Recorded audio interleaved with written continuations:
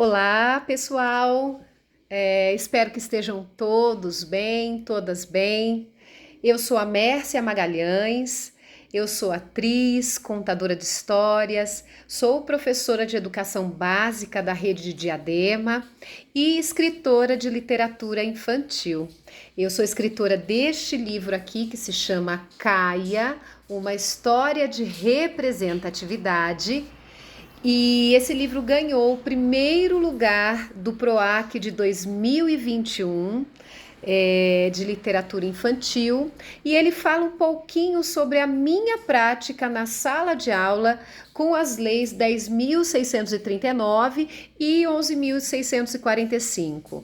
Ele conta um pouquinho como eu, professora, levo esta questão da diversidade étnico-racial para a sala de aula com crianças tão pequenas, desde as crianças bem pequenas, eu sou especialista em educação infantil, até os maiores.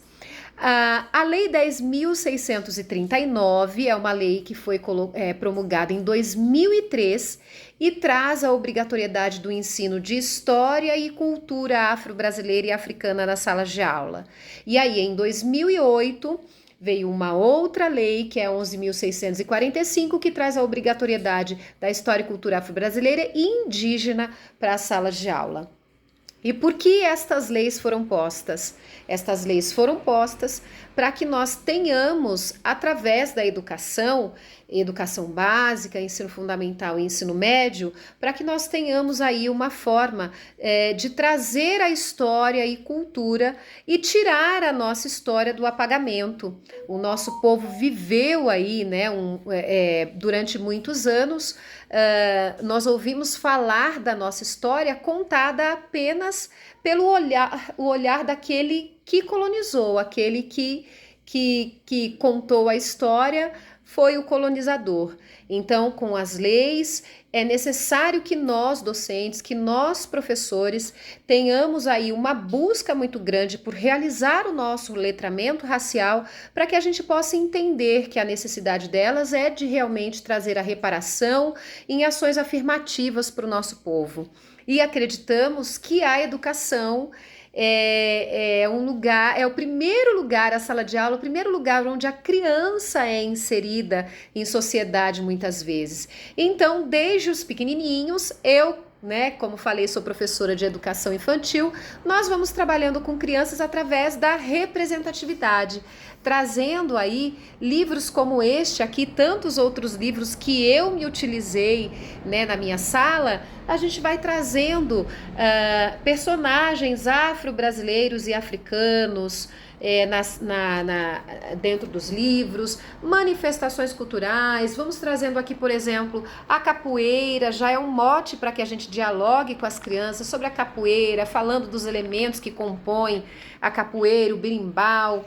Falando de manifestações culturais como, por exemplo, essa aqui, o maracatu, como o jongo, as congadas, falando dos quilombos, Zumbi dos Palmares, Dandara, e trazendo para as crianças essas personalidades e pessoas, levando a representatividade. As crianças negras, as crianças pretas querem se ver também representadas nos livros infantis e nos livros didáticos de um jeito não pejorativo. Porque até então, quando nós contávamos a história do nosso povo, dos africanos que foram trazidos para cá ou dos indígenas escravizados, nós falávamos de forma muito pejorativa e colocamos aí a existência dessas pessoas a partir da crueldade, né, do período de escravização, quando na verdade esses povos vieram com toda uma cultura, um repertório cultural e histórico que foi apagado.